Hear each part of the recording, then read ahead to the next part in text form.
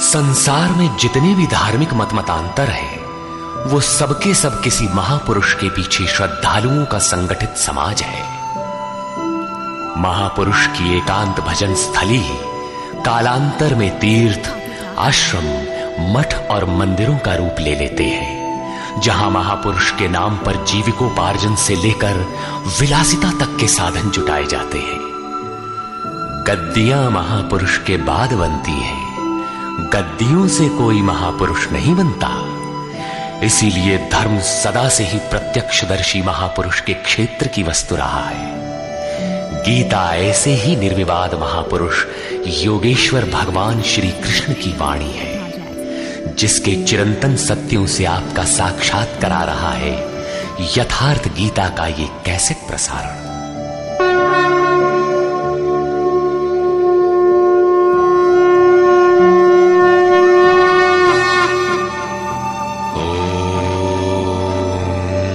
श्री परमात्मने नमः। यथार्थ गीता, श्रीमद् भगवद गीता, अथैकादशो अध्यायः। गत अध्याय में योगेश्वर श्री कृष्ण ने अपनी प्रधान विभूतियों का संक्षिप्त विवरण प्रस्तुत किया, किंतु अर्जुन को लगा कि उसने विस्तार से सुन लिया है। उसने कहा कि आपकी वाणी सुनने से मेरा सारा मोह नष्ट हो गया, अज्ञान नष्ट हो गया। आपने जो कहा उसे प्रत्यक्ष देखना चाहता हूं। सुनने और देखने में पश्चिम और पूर्व का अंतर है। चलकर देखने पर वस्तु स्थिति कुछ और ही होती है। अर्जुन ने उस रूप को देखा तो कांपने लगा, क्षमा याचना करने लगा। क्या ज्ञानी भयभीत होता है? उसे कोई जिज्ञासा रह जाती है? नहीं, बौद्धिक स्तर की जानकारी सदैव धूमिल रहती है। हां, वो यथार्थ जानकारी के लिए प्रेरणा अवश्य देती है। इसलिए अर्जुन ने निवेदन किया। अर्जुन उवाच।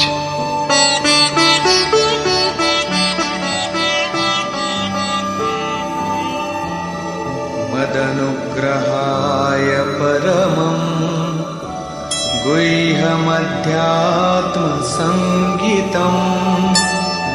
यत्त्वयोक्तं वचस्तेन मोहोऽयं विगतो मम।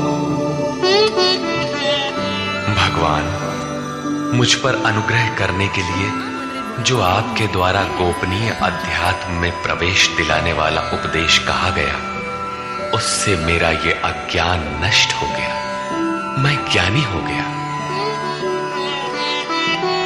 भवाप्ययौ हि भूतानां श्रुतौ विस्तरशो मया त्वत्तः कमलपत्राक्ष माहात्म्यमपि चाव्ययम्। कि हे कमल नेत्र, मैंने भूतों की उत्पत्ति और प्रलय आपसे विस्तार पूर्वक सुना है तथा आपका अविनाशी प्रभाव भी सुना है। एवमेतद्यथार्थत्वम् आत्मानं परमेश्वर द्रष्टुमिच्छामि ते रूपम् ऐश्वरं पुरुषोत्तम।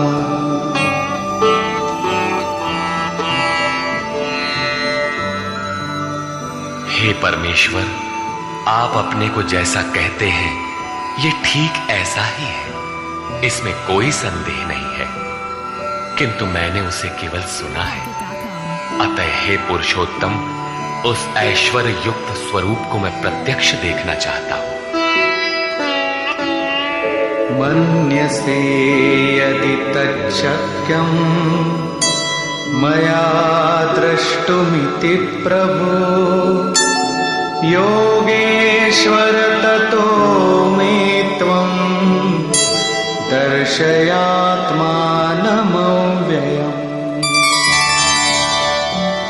हे प्रभु, मेरे द्वारा आपका वो रूप देखा जाना संभव है?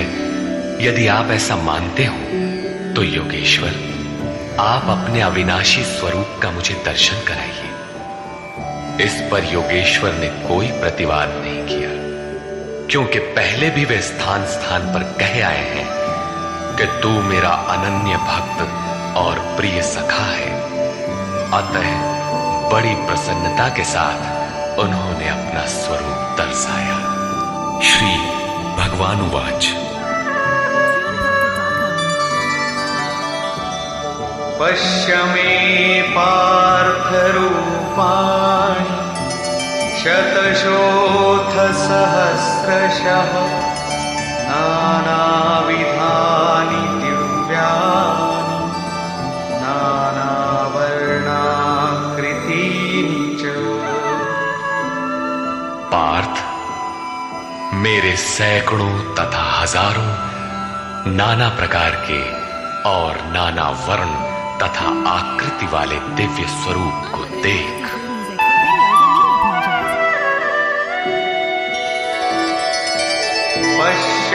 पश्यादित्यान् वसून् रुद्रान् अश्विनो मरुतस्तथा बहून्यदृष्टपूर्वाणि पश्याश्चर्याणि भारत।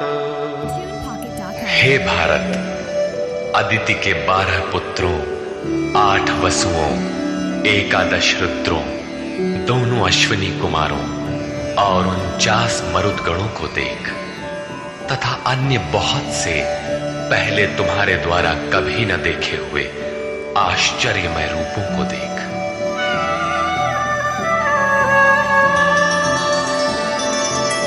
इहैकस्थं जगत्कृत्स्नं पश्याद्य सचराचरम् मम देहे गुडाकेश यच्चान्यद्द्रष्टुमिच्छसि।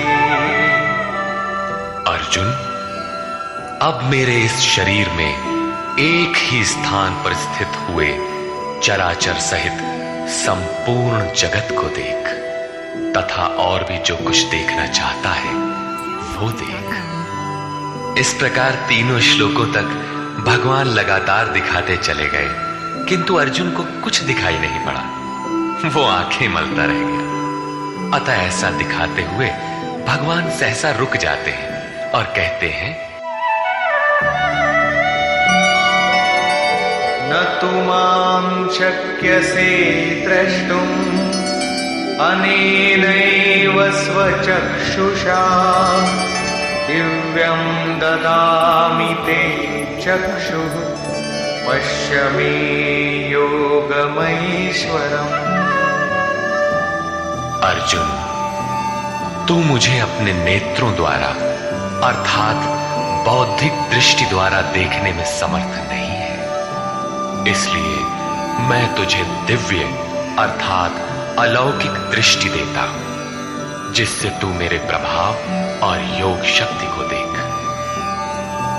इधर योगेश्वर श्री कृष्ण के कृपा प्रसाद से अर्जुन को वही दृष्टि प्राप्त हुई, उसने देखा, और उधर योगेश्वर व्यास के कृपा प्रसाद से वही दृष्टि संजय को मिली थी। जो कुछ अर्जुन ने देखा अक्षरशः वही संजय ने भी देखा, और उसके प्रभाव से अपने को कल्याण का भागी बनाया। स्पष्ट है कि श्री कृष्ण एक योगी के समकक्ष है। संजय उवाच।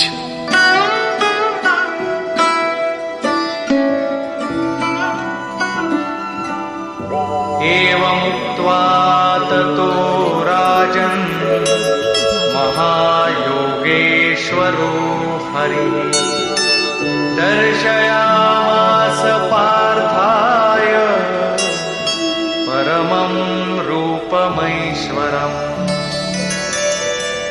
संजय बोला, हे राजन, महायोगेश्वर हरि ने इस प्रकार कहकर उसके उपरांत पार्थ को अपना परम ऐश्वर्य युक्त दिव्य स्वरूप दिखाया, जो स्वयं योगी है और दूसरों को भी योग प्रदान करने की जिसमें क्षमता हो, जो योग का स्वामी हो, उसे योगेश्वर कहते हैं। इसी प्रकार सर्वस्व का हरण करने वाला हरि है।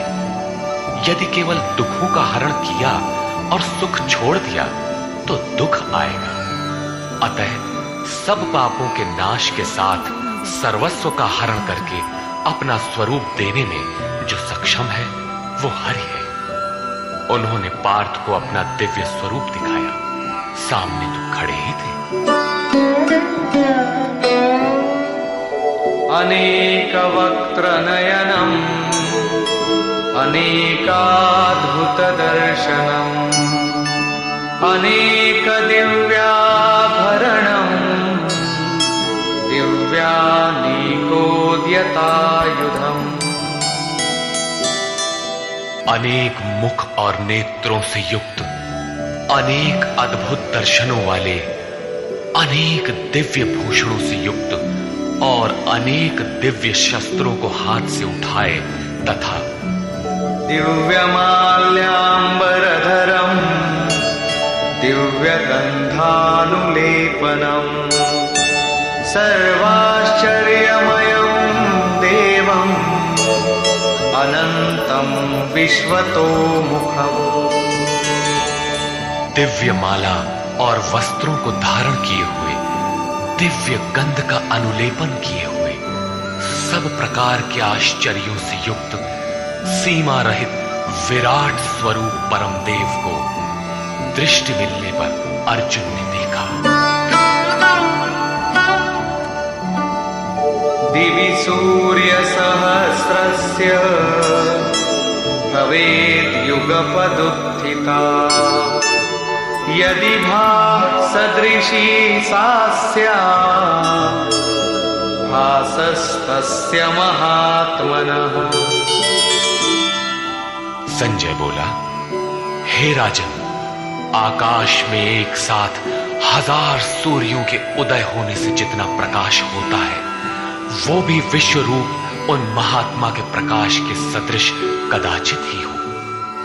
यहां श्री कृष्ण महात्मा ही है, योगेश्वर थे।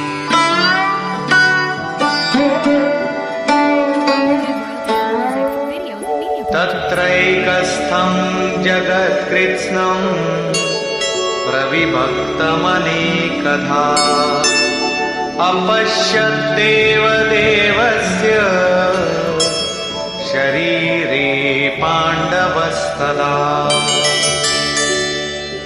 पांडुपुत्र अर्जुन ने, पुण्य ही पांडु है, पांडु ही अनुराग को जन्म देता है।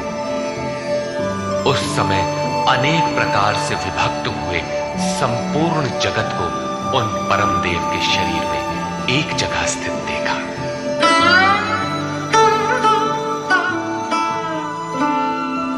ततः स विस्मयाविष्टो हृष्टरोमा धनञ्जयः प्रणम्य शिरसा देवं कृताञ्जलिरभाषत। इसके पश्चात आश्चर्य से युक्त हर्षित रोमों वाला वो अर्जुन परमात्मा देव को शिर से प्रणाम कर हाथ जोड़कर बोला। यहां अर्जुन ने अंतःकरण से नमन किया और कहा, अर्जुन उवाच,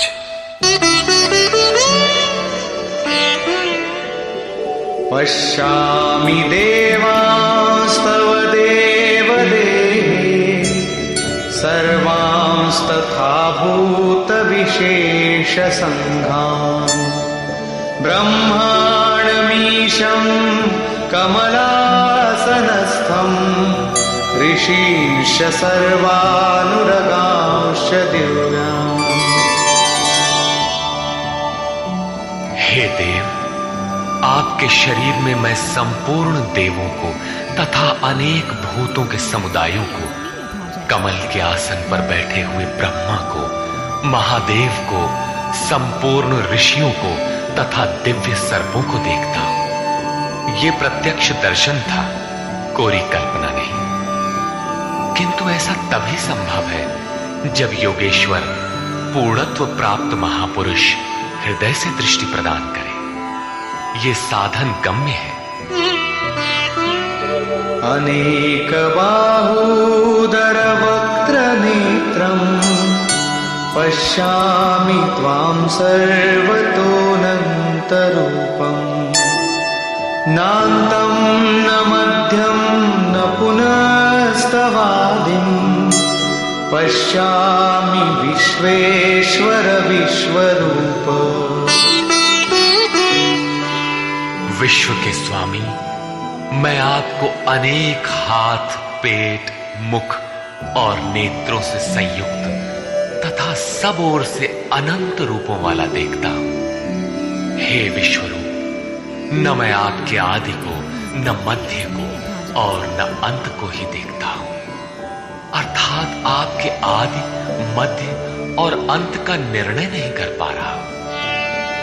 किरीटिनं गदिनं चक्रिणं च तेजोराशिं सर्वतो दीप्तिमन्तं पश्यामि त्वां दुर्निरीक्षं समन्तात् दीप्तानलार्कद्युतिमप्रमेयम्। मैं आपको मुकुट युक्त, गदा युक्त, चक्र युक्त, सब ओर से प्रकाशमान तेज पुंज स्वरूप, प्रज्वलित अग्नि और सूर्य के सदृश, देखने में दुष्कर अर्थात कठिनाई से देखा जाने वाला और सब ओर से बुद्धि आदि से ग्रहण न हो सकने वाला अप्रमेय देखता हूं।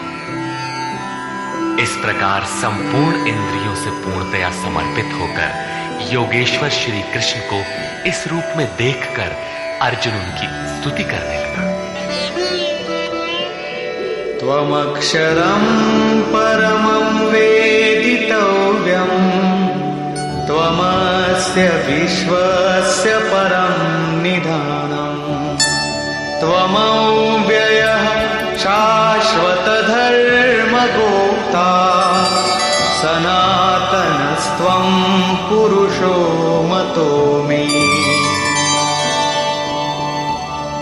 भगवान, आप जानने योग्य परम अक्षर अर्थात अक्षय परमात्मा है। आप इस जगत के परम आश्रय हैं। आप शाश्वत धर्म के रक्षक हैं तथा आप अविनाशी सनातन पुरुष हैं, ऐसा मेरा मत है। आत्मा का स्वरूप क्या है? शाश्वत है, सनातन है, अव्यक्त रूप है, अविनाशी है। यहां कृष्ण का क्या स्वरूप है? वही शाश्वत, सनातन, अव्यय, अविनाशी, अर्थात प्राप्ति के पश्चात महापुरुष भी उसी आत्म भाव में स्थित होता है। तभी तो भगवान और आत्मा एक ही लक्षण वाले। अनादिमध्यान्तमनन्तवीर्यम् अनन्तबाहुं शशिसूर्यनेत्रम् पश्यामि त्वां दीप्तहुताशवक्त्रम् स्वतेजसा विश्वमिदं तपन्तम्। हे परमात्मन, मैं आपको आदि, मध्य और अंत से रहित, अनंत सामर्थ्य से युक्त, अनंत हाथों वाला, चंद्रमा और सूर्य रूपी नेत्रों वाला तथा प्रज्वलित अग्नि रूपी मुख वाला तथा अपने तेज से इस जगत को तपाते हुए देखता हूं।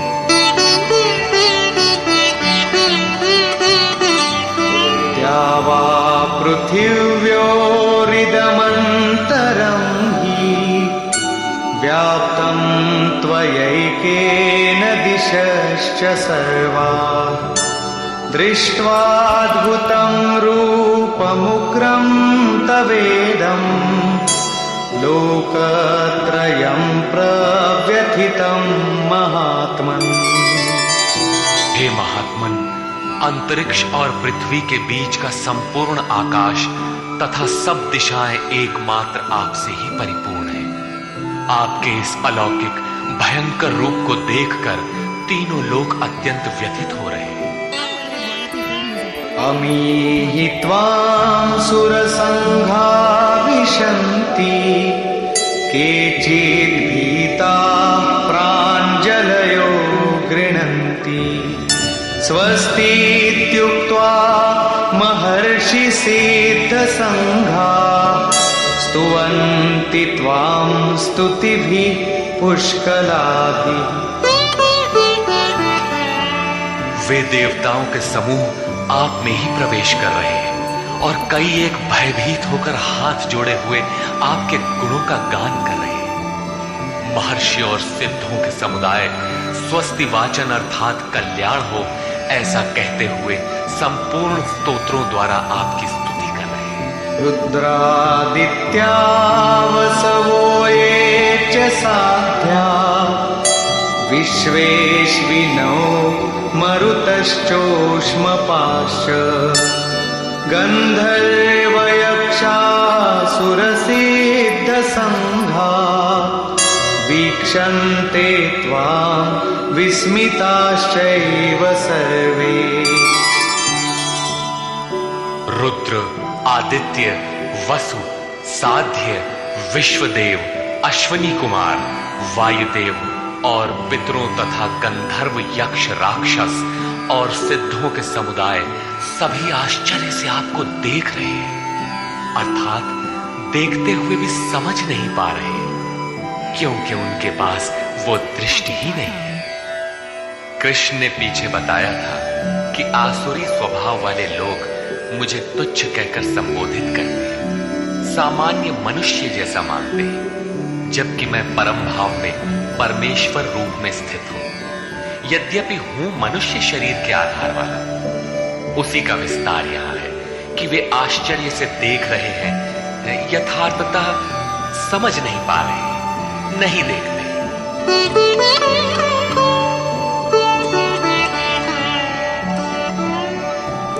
रूपं महत्ते बहुवक्त्र नेत्रम् महाबाहो बहुबाहुरुपादम् बहूदरं बहुदंष्ट्राकरालम् दृष्ट्वा लोका प्रव्यथितास्तथाहम्।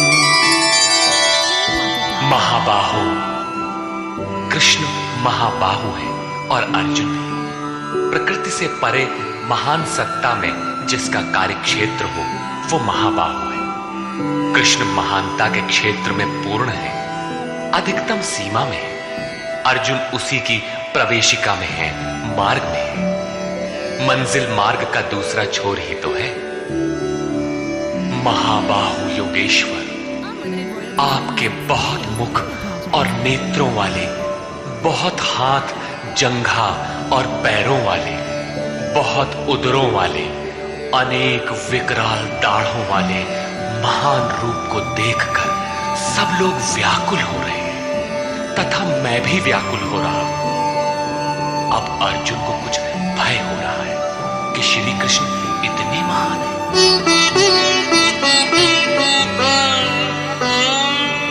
नभस्पृशं दीप्तमनेकवर्णं व्याक्ताननं दीप्तविशालनेत्रम् दृष्ट्वा हि त्वां प्रव्यथितान्तरात्मा धृतिं न विन्दामि शमं च विष्णो। विश्व में सर्वत्र अणुरूप से व्याप्त हे विष्णु, आकाश को स्पर्श किए हुए प्रकाशमान अनेक रूपों से युक्त फैलाए हुए मुख और प्रकाशमान विशाल नेत्रों से युक्त आपको देखकर विशेष रूप से भयभीत अंतःकरण वाला मैं धैर्य और मन के समाधान रूपी शांति को नहीं पा रहा।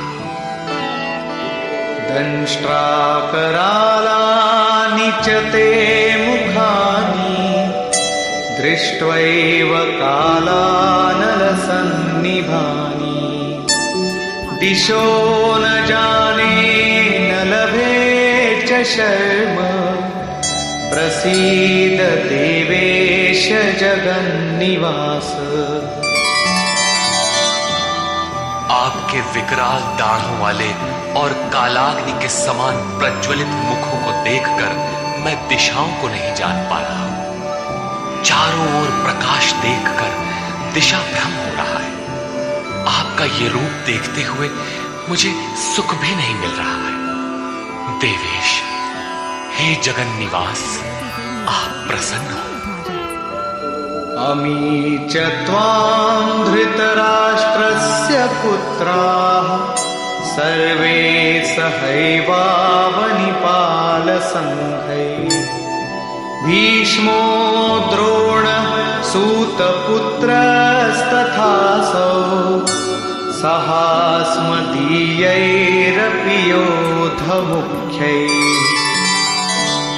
वे सभी धृतराष्ट्र के पुत्र राजाओं के समुदाय सहित आप में प्रवेश कर रहे हैं और भीष्म पितामह, द्रोणाचार्य तथा वो कर्ण जिससे अर्जुन बहुत भयभीत था, वो कर्ण एवं हमारी ओर के भी प्रधान योद्धाओं सहित सब के सब वक्त्राणि ते त्वरमाणा विशन्ति दंष्ट्राकरालानि भयानकानि केचित् विलग्ना दशनान्तरेषु सन्दृश्यन्ते चूर्णितैरुत्तमाङ्गैः। बड़े वेग से आपके विकराल दाढ़ों वाले भयानक मुखों में प्रवेश कर रहे हैं तथा उनमें से कितने ही चूर्ण हुए सिरों सहित आपके दांतों के बीच में लगे हुए दिखाई पड़ रहे हैं।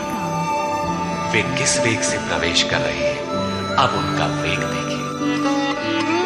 यथा नदीनां बहवोऽम्बुवेगाः समुद्रमेवाभिमुखा द्रवन्ति तथा तवामी नरलोकवीरा विशन्ति वक्त्राण्यभिविज्वलन्ति। जैसे नदियों के बहुत से जल प्रवाह अपने में विकराल होते हुए भी समुद्र की ओर दौड़ते हैं, समुद्र में प्रवेश करते हैं, ठीक उसी प्रकार वे शूरवीर मनुष्यों के समुदाय आपके प्रज्वलित मुखों में प्रवेश कर रहे हैं। अर्थात वे अपने में शूरवीर तो हैं, किंतु आप समुद्रवत हैं। आपके समक्ष उनका बल अत्यल्प है। वे किस लिए और किस प्रकार प्रवेश कर रहे हैं, इसके लिए उदाहरण प्रस्तुत है। यथा प्रदीप्तं ज्वलनं पतंगा विशन्ति नाशाय समृद्धवेगा तथैव नाशाय विशन्ति लोकाः तवापि वक्त्राणि समृद्धवेगा। जैसे पतंगे नष्ट होने के लिए ही प्रज्वलित अग्नि में अतिवेग से प्रवेश करते हैं, वैसे ही ये सब प्राणी भी अपने नाश के लिए आपके मुखों में अत्यंत बढ़े हुए वेग से प्रवेश कर रहे हैं। लेलीहसे ग्रसमान समन्तात् लोकान् समग्रान् वदनैर्ज्वलद्भिः तेजोभिरापूर्य जगत् समग्रम् भासस्तवोग्रा प्रतपन्ति विष्णु। आप उन समस्त लोकों को प्रज्वलित मुखों द्वारा सब ओर से निगलते हुए चाट रहे हैं, उनका आस्वादन कर रहे हैं। हे व्यापनशील परमात्मन, आपकी उग्र प्रभा संपूर्ण जगत को अपने तेज से व्याप्त करके तप रही है।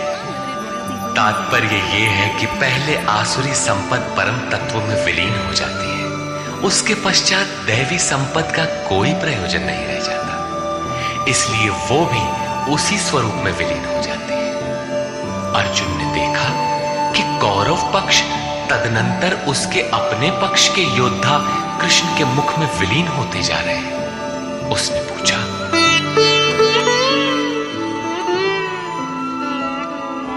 आख्याहि मे को भवानुग्ररूपो नमोऽस्तु ते देववर प्रसीद विज्ञातुमिच्छामि भवन्तमाद्यं न हि प्रजानामि तव प्रवृत्तिम्। मुझे बताइए कि भयंकर आकार वाले आप कौन हैं? हे देवों में श्रेष्ठ, आपको नमस्कार है। आप प्रसन्न हो। आदि स्वरूप, मैं आपको भली प्रकार जानना चाहता हूं। जैसे आप कौन हैं, क्या करना चाहते हैं? क्योंकि आपकी प्रवृत्ति अर्थात चेष्टाओं को नहीं समझ पा रहा हूं। इस पर योगेश्वर श्री कृष्ण बोले। श्री भगवान उवाच। कालोऽस्मि लोकक्षयकृत् प्रवृद्धो लोकान् समाहर्तुमिह प्रवृत्तः ऋतेऽपि त्वां न भविष्यन्ति सर्वे येव स्थिताः प्रत्यनीकेषु योधा। अर्जुन, मैं लोकों का नाश करने वाला बढ़ा हुआ काल हूं और इस समय इन लोकों को नष्ट करने के लिए प्रवृत्त हुआ हूं। प्रतिपक्षियों की सेना में स्थित जितने योद्धा हैं, वे सब तेरे बिना भी नहीं रहेंगे। वे जीवित नहीं बचेंगे, इसीलिए प्रवृत्त हुआ हूं।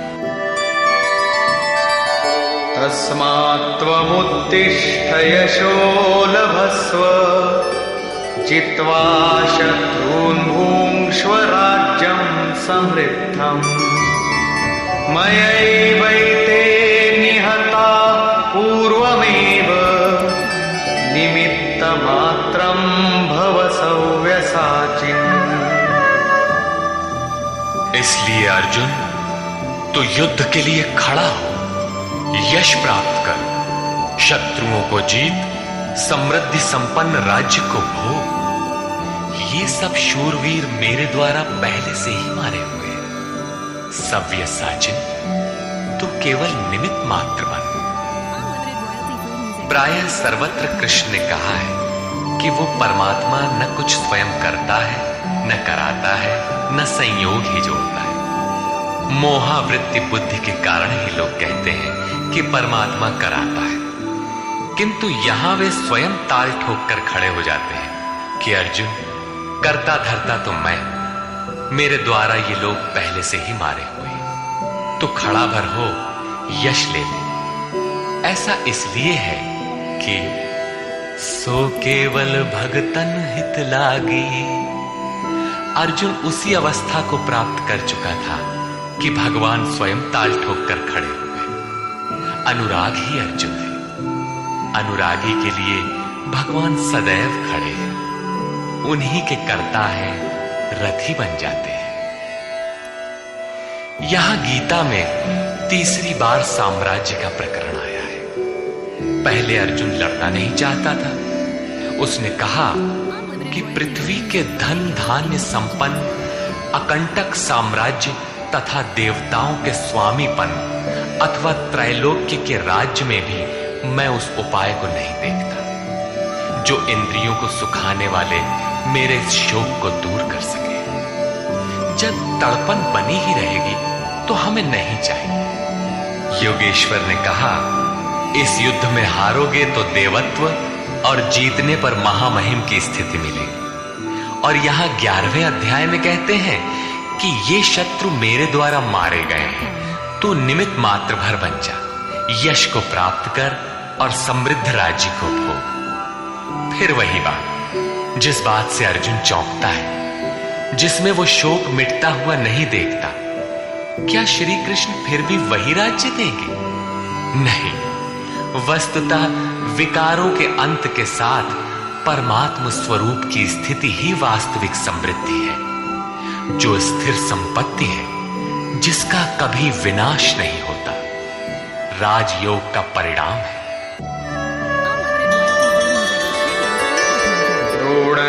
च भीष्मं च जयद्रथं च कर्णं तथान्यानपि योधवीरान् मया हतांस्त्वं जहिमा व्यथिष्ठा युध्यस्व चेतासि रणे सपत्नान्। इन द्रोण, भीष्म, जयद्रथ और कर्ण तथा अन्यान्य बहुत से मेरे द्वारा मारे हुए शूरवीर योद्धाओं को तू मार। भय मत कर, संग्राम के वैरियों को तू निश्चित जीतेगा, इसलिए युद्ध कर। यहां भी योगेश्वर ने कहा कि मेरे द्वारा मारे हुए इन मरे हुओं को तू मार। स्पष्ट किया कि मैं करता हूं, जबकि 5वें अध्याय के 13, 14 एवं 15 श्लोक में उन्होंने कहा था भगवान अकर्ता है। 18वें अध्याय में वे कहते हैं शुभ अथवा अशुभ प्रत्येक कार्य के होने में 5 माध्यम है: अधिष्ठान, कर्ता, करण, चेष्टा और दैव। जो कहते हैं कैवल्य स्वरूप परमात्मा करते हैं, वे अविवेकी हैं, यथार्थ नहीं जानते, अर्थात भगवान नहीं करते। ऐसा विरोधाभास क्यों? वस्तुतः प्रकृति और उस परमात्मा पुरुष के बीच एक सीमा रेखा है। जब तक प्रकृति के परमाणुओं का दबाव अधिक रहता है, तब तक माया प्रेरणा देती है, और जब साधक उससे ऊपर उठ जाता है, ईश्वर, इष्ट अथवा सद्गुरु के कार्यक्षेत्र में प्रवेश प्राप्त कर लेता है। उसके बाद सद्गुरु, इष्ट, याद रहे प्रेरक के स्थान पर सद्गुरु, आत्मा, परमात्मा, इष्ट, भगवान पर्यायवाची, कुछ भी कहे कहता भगवान ही है। हृदय से रथी हो जाता है, आत्मा से जागृत होकर उस अनुरागी साधक का स्वयं पथ संचालन करने लग जाता है। पूज्य महाराज जी कहते थे, हो जिस परमात्मा की हमें चाह है, वो जिस सतह पर खड़े हैं, उस सतह पर स्वयं उतरकर जब तक आत्मा से जागृत नहीं हो जाता, तब तक सही मात्रा में साधन का आरंभ नहीं होता। उसके बाद जो कुछ साधक से पार लगता है, वो उनकी देन है। साधक तो निमित्त मात्र होकर उनके संकेत और आदेश पर चलता भर रहता है। साधक की विजय उनकी देन है। ऐसे अनुरागी के लिए ईश्वर अपनी दृष्टि से देखता है, दिखाता है और अपने स्वरूप तक पहुंचाता है। यही श्री कृष्ण कहते हैं, मेरे द्वारा मारे हुए इन बैरियों को मार, निश्चय ही तुम्हारी विजय होगी, मैं जो खड़ा। संजय उवाच।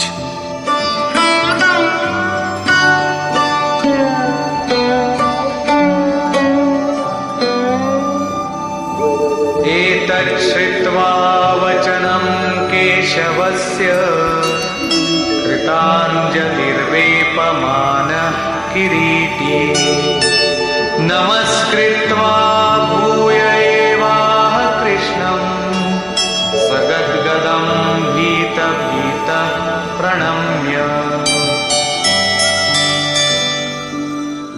संजय बोला, जो कुछ अर्जुन ने देखा ठीक वैसा ही संजय ने देखा है।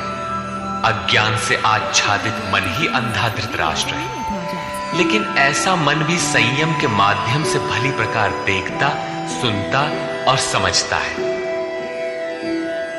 केशव के इन उपर्युक्त वचनों को सुनकर किरीटधारी अर्जुन भयभीत होकर कांपता हुआ हाथ जोड़कर नमस्कार करके फिर श्री कृष्ण से इस प्रकार गदगद वाणी में ही बोला। अर्जुन उवाच। स्थाने ऋषिकेश तव प्रकीर्त्या जगत् प्रहृष्यत्यनुरज्यते च रक्षांसि भीतानि दिशो द्रवन्ति सर्वे नमस्यन्ति च सिद्धसंघाः। हे अंतर्यामिन ऋषिकेश, ये उचित ही है कि आपकी कीर्ति से संसार हर्षित होता है और अनुराग को प्राप्त होता है। आपकी ही महिमा से भयभीत हुए राक्षस दिशाओं में भागते हैं और सब सिद्ध गणों के समुदाय आपकी महिमा को देखकर नमस्कार करते हैं।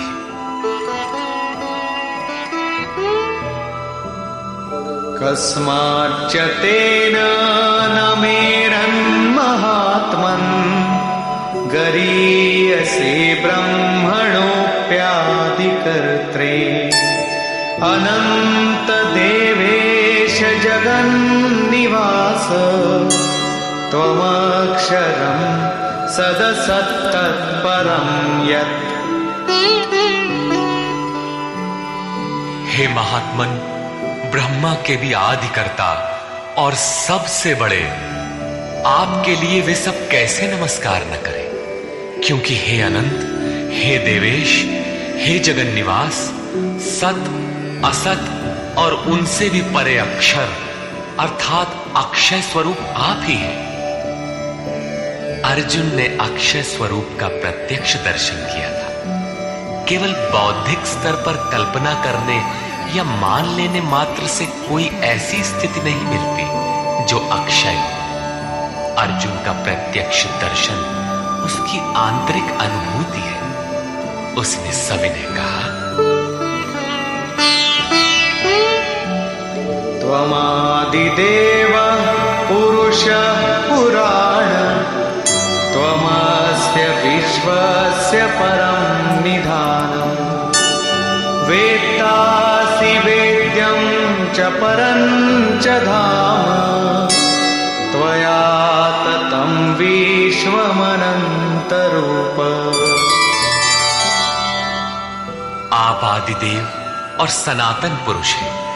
आप इस जगत के परम आश्रय और जानने वाले हैं, जानने योग्य हैं तथा परम धाम है। हे अनंत स्वरूप, आपसे ये संपूर्ण जगत व्याप्त है। आप सर्वत्र हैं। वायुर्यमोऽग्निर्वरुण शशाङ्कः प्रजापतिस्त्वं प्रपितामहश्च नमो नमस्तेस्तु सहस्रकृत्वः पुनश्च भूयोऽपि नमो नमस्ते। आप ही वायु, यमराज, अग्नि, वरुण, चंद्रमा तथा प्रजा के स्वामी ब्रह्मा और ब्रह्मा के भी पिता हैं। आपको हजारों बार नमस्कार है, फिर भी बार बार नमस्कार है। अतिशय श्रद्धा और भक्ति के कारण नमन करते हुए अर्जुन को तृप्ति नहीं हो रही। वो कहता है, नमः पुरस्तादथ पृष्ठतस्ते नमोऽस्तु ते सर्वत एव सर्व अनन्तवीर्यामितविक्रमस्त्वं सर्वं समाप्नोषि ततोऽसि सर्वः। हे अत्यंत सामर्थ्य वाले, आपको आगे से और पीछे से भी नमस्कार हो।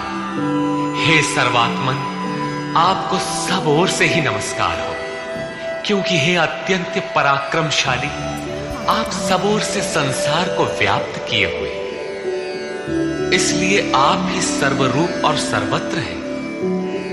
इस प्रकार बार बार नमस्कार करके भयभीत अर्जुन अपनी भूलों के लिए क्षमा याचना करता है।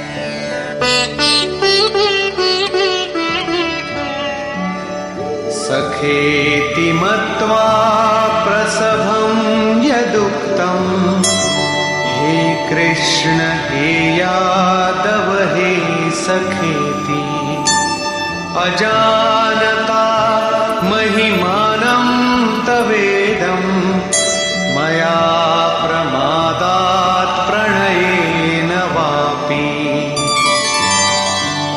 आपके इस प्रभाव को न जानते हुए आपको सखा मित्र मानकर मेरे द्वारा प्रेम अथवा प्रमाद से भी हे कृष्ण, हे यादव, हे सखा इस प्रकार जो कुछ भी हठपूर्वक कहा गया है तथा यच्चावहासार्थमसत्कृतोऽसि विहारशय्यासनभोजनेषु एकोऽथवाप्यच्युत तत्समक्षम् तत्क्षामये त्वामहमप्रमेयम्।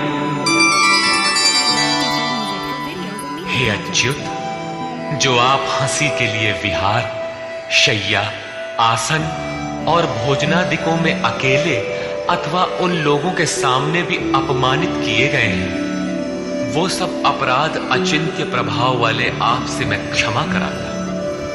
किस प्रकार क्षमा करें?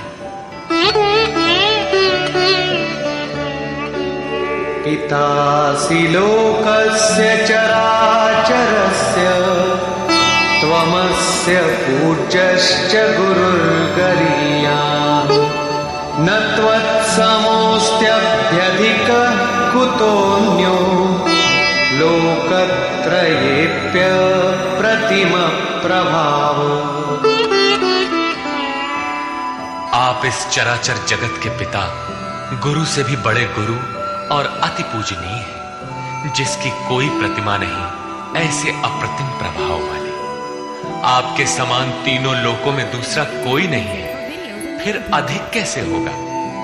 आप सखा भी नहीं, सखा तो समकक्ष होता है।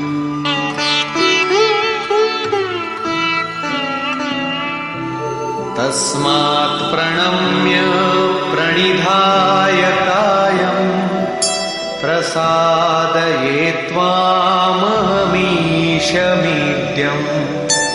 पितेव पुत्रस्य सखेव सख्युः प्रियः प्रियायार्हसि देव सोढुम्। आप चराचर के पिता हैं, इसलिए मैं अपने शरीर को भली प्रकार आपके चरणों में रखकर प्रणाम करके स्तुति करने योग्य आप ईश्वर को प्रसन्न होने के लिए प्रार्थना करता हूं। हे देव, पिता जैसे पुत्र के, सखा जैसे सखा के और पति जैसे प्रिय स्त्री के अपराधों को क्षमा करता है, वैसे ही आप भी मेरे अपराधों को सहन करने योग्य हैं। अपराध क्या था?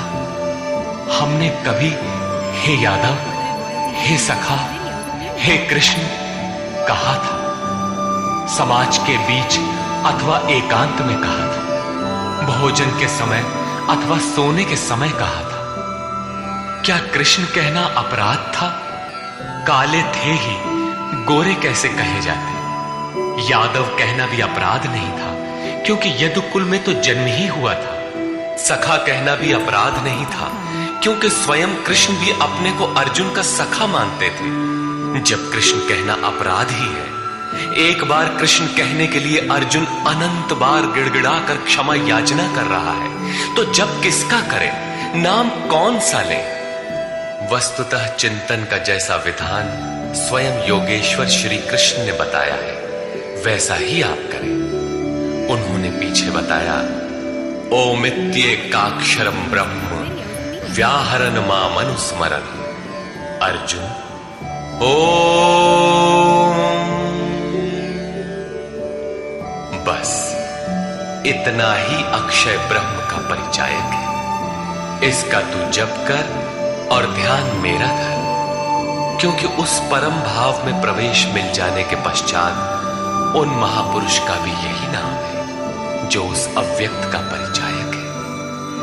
प्रभाव देखने पर अर्जुन ने पाया कि ये न तो काले हैं, न गोरे, न सखा है, न यादव, ये तो अक्षय ब्रह्म की स्थिति वाले महात्मा है। संपूर्ण गीता में योगेश्वर श्री कृष्ण ने 5 बार ओम के उच्चारण पर बल दिया।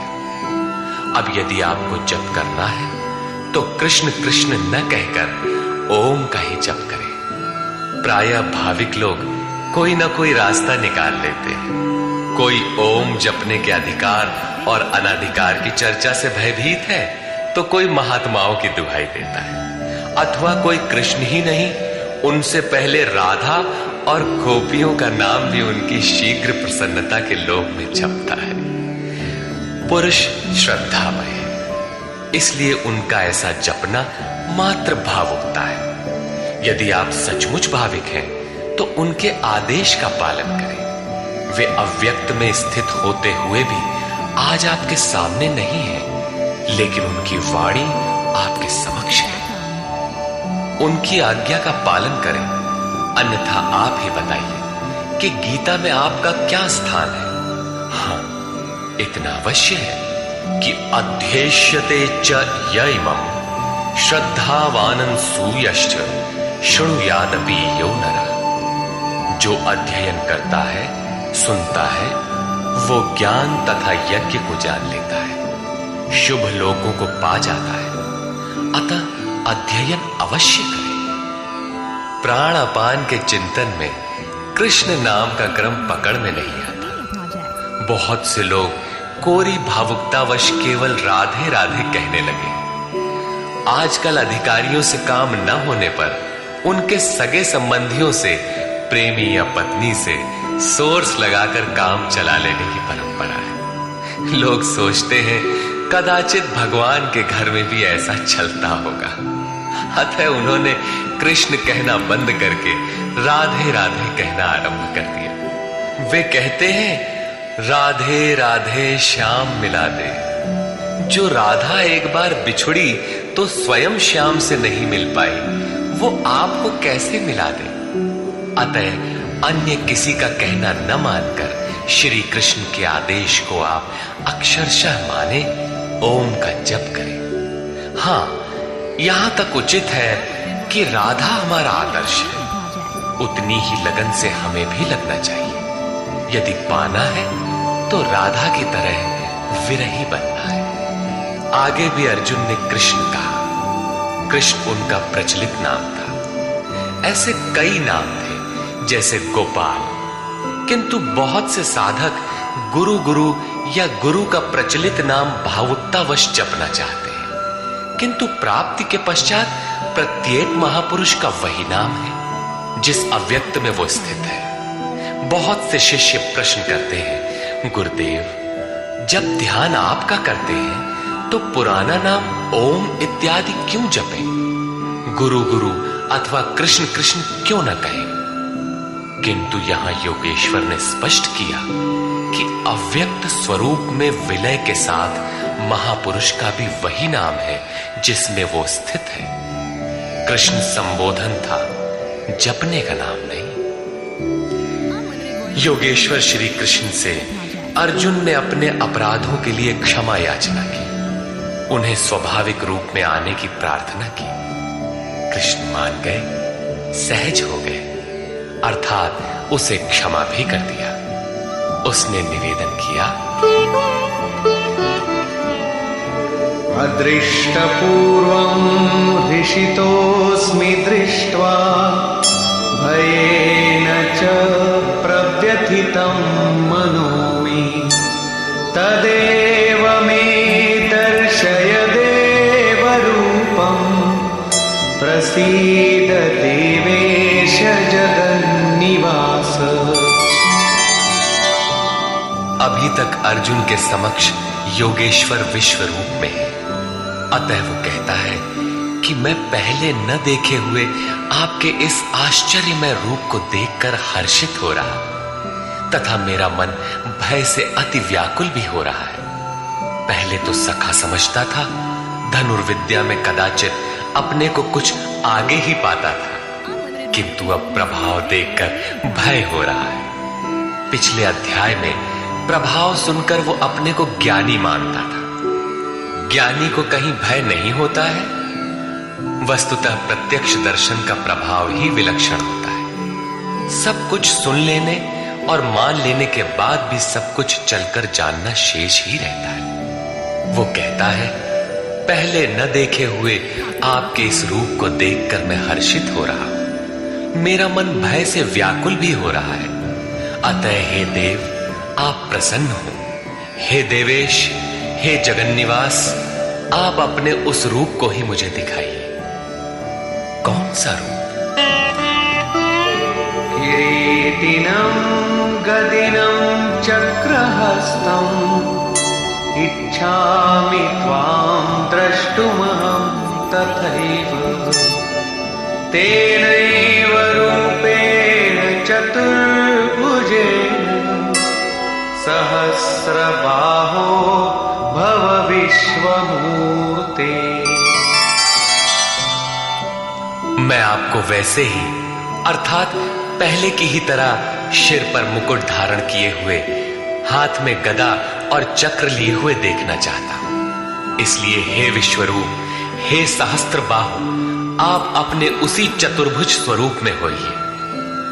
कौन सा रूप देखना चाहा? चतुर्भुज रूप। अब देखना है कि चतुर्भुज रूप है क्या। श्री भगवानुवाच।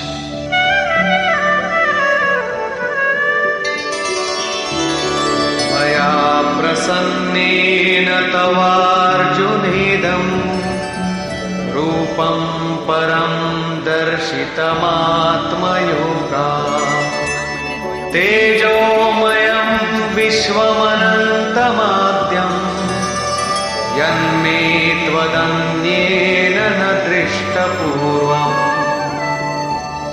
इस प्रकार अर्जुन की प्रार्थना सुनकर श्री कृष्ण बोले, अर्जुन, मैंने अनुग्रह पूर्वक अपनी योग शक्ति के प्रभाव से अपना परम तेजोमय, सबका आदि और सीमा रहित विश्व रूप तुझे दिखाया है, जिसे तेरे सिवाय दूसरे किसी ने पहले कभी नहीं देखा।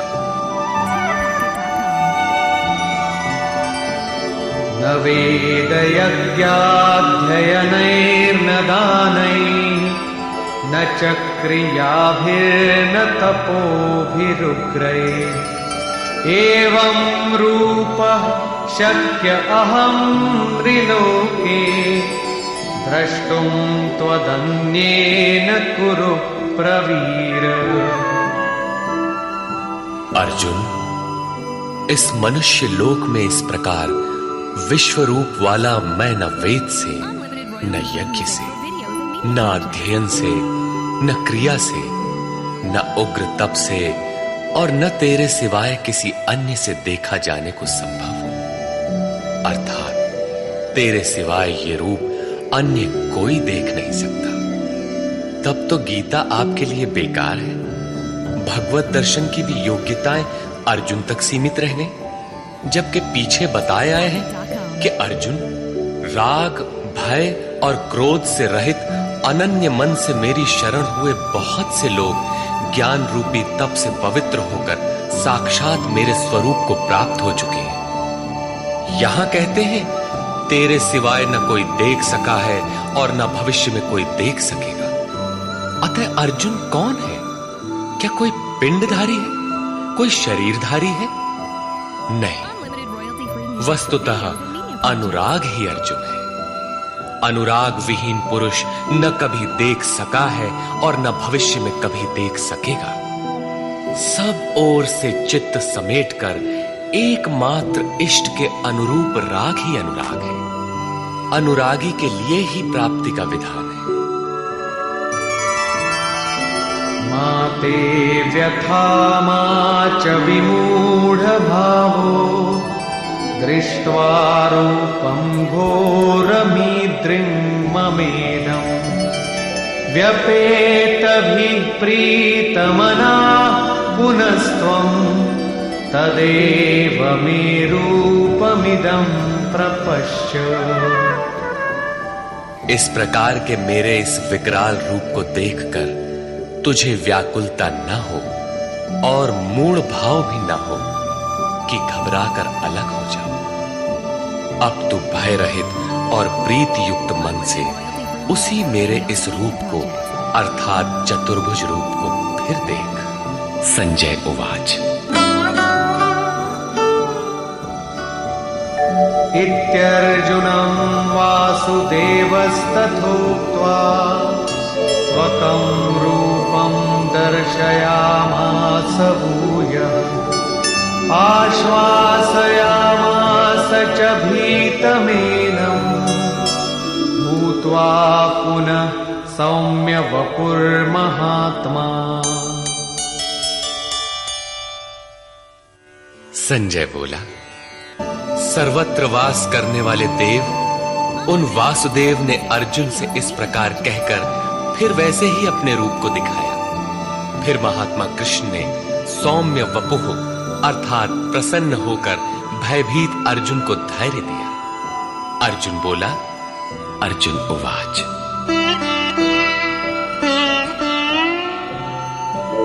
दृष्ट्वेदं मानुषं रूपं तव सौम्यं जनार्दन, इदानीमस्मि संवृत्तः सचेताः प्रकृतिं गतः। जनार्दन, आपके इस अत्यंत शांत मनुष्य रूप को देखकर अब मैं प्रसन्न चित्त हुआ और अपने स्वभाव को प्राप्त हो गया। अर्जुन ने कहा था कि भगवान, अब आप मुझे उसी चतुर्भुज स्वरूप का दर्शन कराइए। योगेश्वर ने कराया भी, किंतु अर्जुन ने जब देखा तो क्या पाया? मानुषम रूपम, मनुष्य के रूप को देखा। वस्तुतः प्राप्ति के पश्चात महापुरुष ही चतुर्भुज और अनंत भुज कहलाते हैं। दो भुजा वाला महापुरुष तो अनुरागी के समक्ष बैठा ही है, किंतु अन्यत्र कहीं से कोई स्मरण करता है तो वही महापुरुष उस स्मरणकर्ता से जागृत होकर उसका भी मार्गदर्शन करता है। भुजा कार्य का प्रतीक है। वे भीतर भी कार्य करते हैं, बाहर भी। यही चतुर्भुज स्वरूप है। उनके हाथों में शंख, चक्र, गदा और पद्म क्रमशः वास्तविक लक्ष्य घोष, साधन चक्र का प्रवर्तन, इंद्रियों का दमन और निर्मल निर्लेप कार्य क्षमता का प्रतीक मात्र है।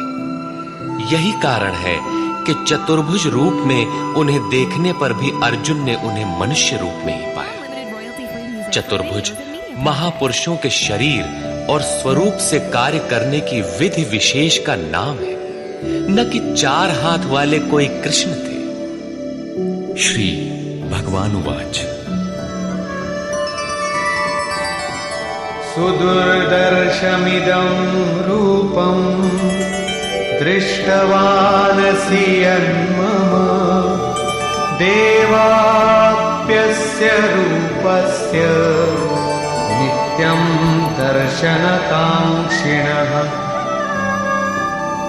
महात्मा श्री कृष्ण ने कहा, अर्जुन, मेरा ये रूप देखने को अति दुर्लभ है, जैसा कि तूने देखा है, क्योंकि देवता भी सदा इस रूप के दर्शन की इच्छा रखते हैं। वस्तुतः सभी लोग संत को पहचान ही नहीं पाते। पूज्य सत्संगी महाराज अंतः प्रेरणा वाले पूर्ण महापुरुष थे, लेकिन उन्हें लोग पागल समझते रहे। किसी किसी पुण्यात्मा को आकाशवाणी हुई कि ये सद्गुरु हैं। केवल उन्होंने उन्हें हृदय से पकड़ा, उनके स्वरूप को पाया और अपनी गति पा ली। यही श्री कृष्ण कहते हैं कि जिनके हृदय में दैवी संपद जागृत है, वे देवता भी सदा इस रूप के दर्शन की आकांक्षा रखते हैं। तो क्या यज्ञ, दान अथवा वेदाध्ययन से आप देखे जा सकते हैं? वे महात्मा कहते हैं, नाहं वेदैर्न तपसा न दानेन न चेज्जया शक्य एवं विधो द्रष्टुं दृष्टवानसि मां यथा। न वेदों से, न तप से, न दान से और न यज्ञ से मैं इस प्रकार देखा जाने को सुलभ हूं जिस प्रकार तूने देखा है। तब क्या आपको देख पाने का कोई उपाय नहीं है? वे महात्मा कहते हैं, एक उपाय है। भक्त्या त्वनन्यया शक्य अहमेवं विधोऽर्जुन ज्ञातुं द्रष्टुं च तत्त्वेन प्रवेष्टुं च परन्तप। हे श्रेष्ठ तप वाले अर्जुन, अनन्य भक्ति द्वारा अर्थात सिवाय मेरे अन्य किसी देवता का स्मरण न करते हुए अनन्य श्रद्धा से तो मैं इस प्रकार प्रत्यक्ष देखने के लिए, तत्व से साक्षात जानने के लिए तथा प्रवेश करने के लिए भी सुलभ हूं। अर्थात उसकी प्राप्ति का एकमात्र सुगम माध्यम अनन्य भक्ति है। अंत में ज्ञान भी अनन्य भक्ति में परिणत हो जाता है, जैसा कि पीछे अध्याय 7 में दृष्टव्य है। पीछे उन्होंने कहा कि तेरे सिवाय न कोई देख सका है न कोई देख सकेगा, जबकि यहां कहते हैं कि अनन्य भक्ति से न केवल मुझे देखा जा सकता है अपितु साक्षात जाना और मुझ में प्रवेश भी पाया जा सकता है। अर्थात अर्जुन अनन्य भक्त का नाम है, एक अवस्था का नाम है। अनुराग ही अर्जुन है। अंत में योगेश्वर श्री कृष्ण कहते हैं, मत्कर्म कृन्मत्परमो मद्भक्तः संगवर्जितः निर्वैरः सर्वभूतेषु यः समामेति पांडव।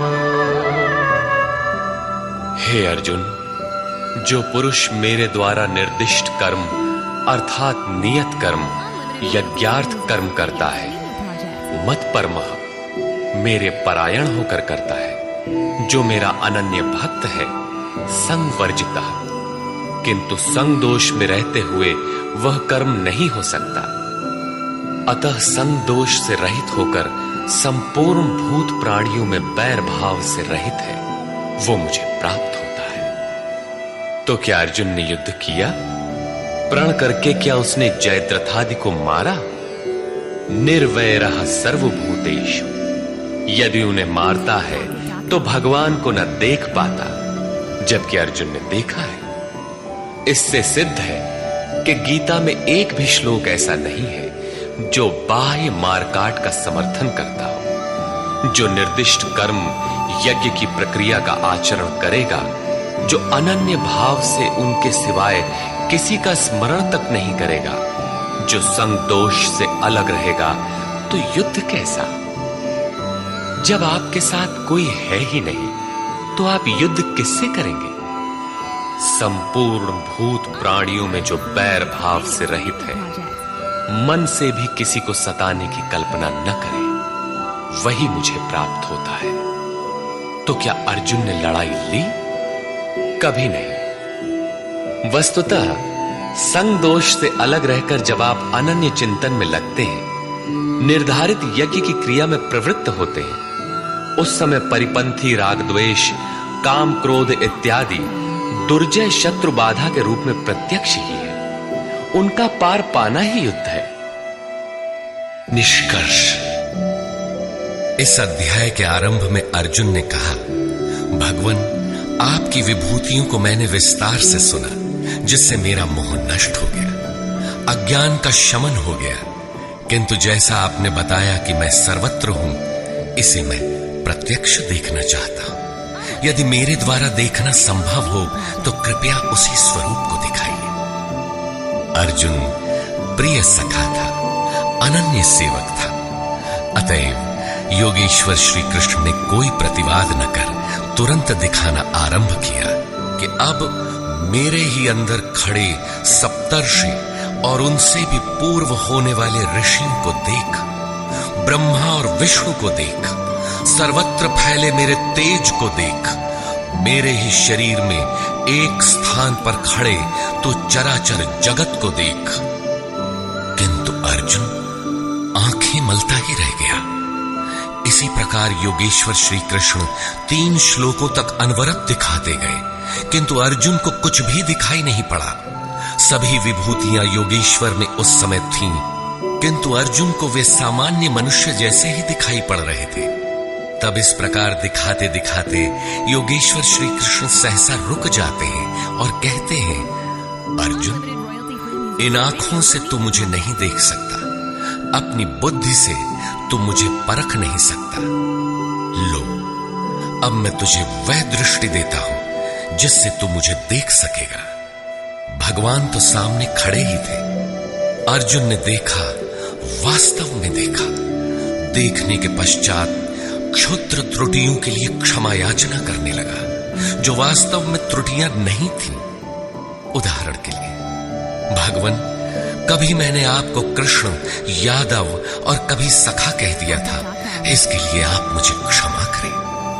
श्री कृष्ण ने क्षमा भी किया, क्योंकि अर्जुन की प्रार्थना स्वीकार कर वे सौम्य स्वरूप में आ गए, धीरज बंधाया। वस्तुतः कृष्ण कहना अपराध नहीं था। वे सांवले थे ही, गोरे कैसे कहलाते? यदुवंश में जन्म हुआ ही था। श्री कृष्ण स्वयं भी अपने को सखा मानते ही थे। वास्तव में प्रत्येक साधक महापुरुष को पहले ऐसा ही समझते हैं। कुछ उन्हें रूप और आकार से संबोधित करते हैं, कुछ उनकी वृत्ति से उन्हें पुकारते हैं और कुछ उन्हें अपने ही समकक्ष मानते हैं। उनके यथार्थ स्वरूप को नहीं समझते। उनके अचिंत्य स्वरूप को अर्जुन ने समझा तो पाया कि ये न तो काले हैं और न गोरे, न किसी कुल के हैं और न किसी के साथी ही हैं। इनके समान कोई है ही नहीं, तो सखा कैसा, बराबर कैसा? यह तो अचिंत्य स्वरूप है। जिसे यह स्वयं दिखा दे वही इन्हें देख पाता है। अतः अर्जुन ने अपनी प्रारंभिक भूलों के लिए क्षमा याचना की। प्रश्न उठता है कि जब कृष्ण कहना अपराध है तो उनका नाम जपा कैसे जाए? तो जिसे योगेश्वर श्री कृष्ण ने जपने के लिए स्वयं बल दिया, जपने की जो विधि बताई, उसी विधि से आप चिंतन स्मरण करें। वह है ओमित्येकाक्षरम ब्रह्म व्याहरन् मामनुस्मरन्। ओम अक्षय ब्रह्म का पर्याय है। ओ अहम स ओम। जो व्याप्त है वह सत्ता मुझ में छिपी है। यही है ओम का आशय। आप इसका जप करें और ध्यान मेरा करें। रूप अपना, नाम ओम का बताया। अर्जुन ने प्रार्थना की कि चतुर्भुज रूप में दर्शन दीजिए। श्री कृष्ण ने उसी सौम्य स्वरूप को धारण किया। अर्जुन ने कहा, भगवान, आपके इस सौम्य मानव स्वरूप को देखकर अब मैं प्रकृतिस्थ हुआ। मांगा था चतुर्भुज रूप, दिखाया मानुषम रूपम। वास्तव में शाश्वत में प्रवेश वाला योगी शरीर से यहां बैठा है, बाहर दो हाथों से कार्य करता है और साथ ही अंतरात्मा से जागृत होकर जहां से भी जो भाविक स्मरण करते हैं, एक साथ सर्वत्र उनके हृदय से जागृत होकर प्रेरक के रूप में कार्य करता है। हाथ उसके कार्य का प्रतीक है। यही चतुर्भुज है। श्री कृष्ण ने कहा, अर्जुन, तेरे सिवाय मेरे इस रूप को न कोई देख सका और भविष्य में न कोई देख सकेगा। तब गीता तो हमारे लिए व्यर्थ है। किंतु नहीं, योगेश्वर कहते हैं, एक उपाय है। जो मेरा अनन्य भक्त है, मेरे सिवाय जो दूसरे किसी का स्मरण न करके निरंतर मेरा ही चिंतन करने वाला है, उसकी अनन्य भक्ति के द्वारा मैं प्रत्यक्ष देखने को, अर्थात जैसा तूने देखा है, तत्व से जानने को और प्रवेश करने को भी सुलभ हूं। अर्थात अर्जुन अनन्य भक्त था। भक्ति का परमार्जित रूप है अनुराग। इष्ट के अनुरूप लगाओ, मिले ही न रघुपति बिनु अनुरागा। अनुराग विहीन पुरुष न कभी पाया है और न पा सकेगा। अनुराग नहीं है तो कोई लाख योग करे, जप करे, तप करे या दान करे, वह नहीं मिलता। अतः इष्ट के अनुरूप राग अथवा अनन्य भक्ति नितांत आवश्यक है। अंत में श्री कृष्ण ने कहा, अर्जुन, मेरे द्वारा निर्दिष्ट कर्म को कर, मेरा अनन्य भक्त होकर कर, मेरी शरण होकर कर, किंतु संग दोष से अलग रहकर। संग दोष में यह कर्म हो ही नहीं सकता। अतः संग दोष इस कर्म के संपादित होने में बाधक है। जो बैर भाव से रहित है वही मुझे प्राप्त करता है। जब संग दोष नहीं है, जहां हमें छोड़कर दूसरा कोई है ही नहीं, बैर का मानसिक संकल्प भी नहीं है तो युद्ध कैसा? बाहर दुनिया में लड़ाई झगड़े होते रहते हैं, किंतु विजय जीतने वालों को भी नहीं मिलती। दुर्जय संसार रूपी शत्रु को असंगता रूपी शस्त्र से काटकर परम में प्रवेश पा जाना ही वास्तविक विजय है, जिसके पीछे हार नहीं है। इस अध्याय में पहले तो योगेश्वर श्री कृष्ण ने अर्जुन को दृष्टि प्रदान की, फिर अपने विश्व रूप का दर्शन कराया। अतः ओम तत्सदिति श्रीमद्भगवद गीता सूपनिषत्सु ब्रह्म विद्यायाम योग शास्त्रे श्री कृष्णार्जुन संवादे विश्वरूप दर्शन योगो नामैकादशो अध्याय। इस प्रकार स्वामी अड़गड़ानंद कृत श्रीमद् भगवद गीता का 11वां अध्याय पूर्ण होता है। हरि ओम तत्सत्।